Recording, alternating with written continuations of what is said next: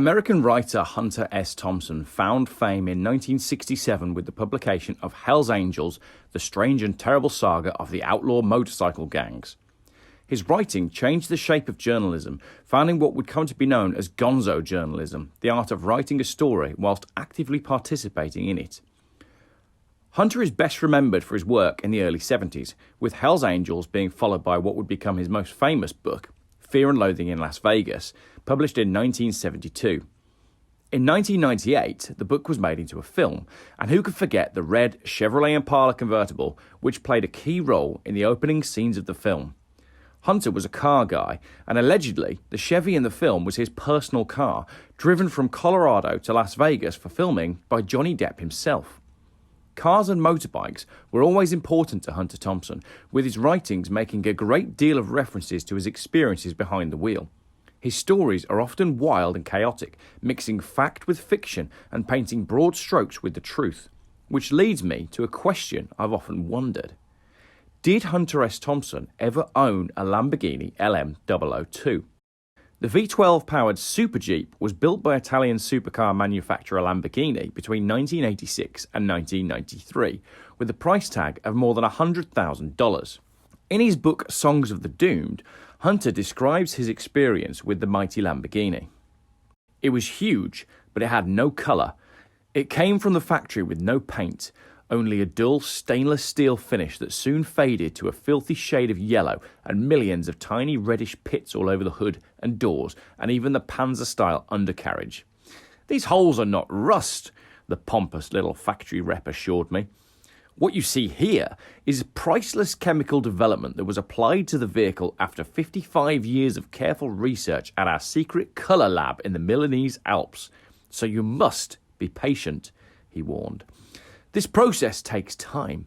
It involves the slow liberation of the astrobacteria, which is frequently lethal to laymen, and which did, in fact, end the life of the tragic genius who first invented it, a man named Squain from Austria. Well, maybe so, I figured. It was ugly and pitted all over, with millions of festering poison pits which boiled and bubbled constantly and infected all who touched it.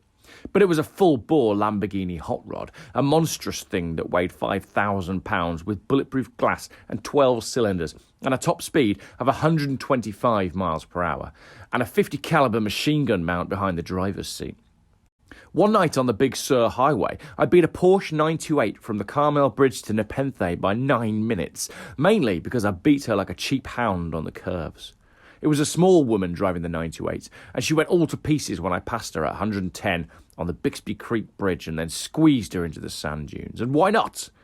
It happened to me once in Sacramento, when some Japs in a brute Lamborghini ran me down the parkway like I was standing still, and then bashed me repeatedly at top speed until I finally lost control.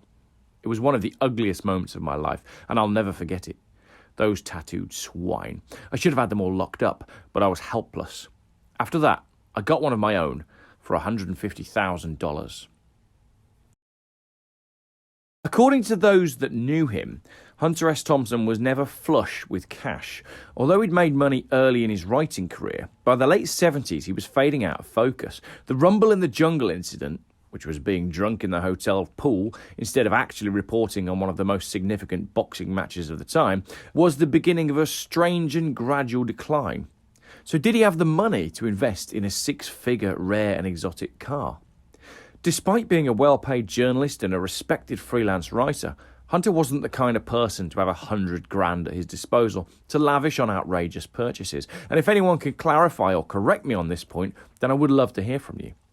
Not only that, but if he did ever own a Lamborghini LM002, it would surely have appeared on a book cover, no doubt also featuring firearms and typewriters. It would be wonderful to think that Hunter was among the ranks of well-known LM002 owners, the ranks of which include notorious names such as Sylvester Stallone, Van Halen, Pablo Escobar, Uday Hussein and Gadaffi.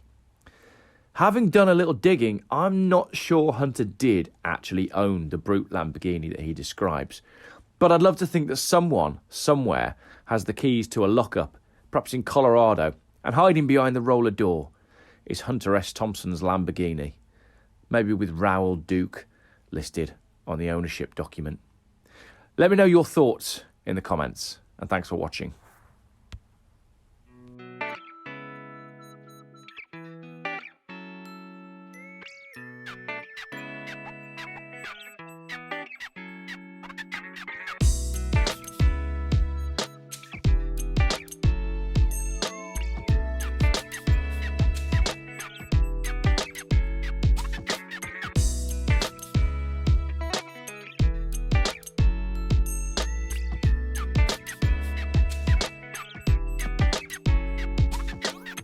Geoff buys cars. Still YouTube's most boring car channel.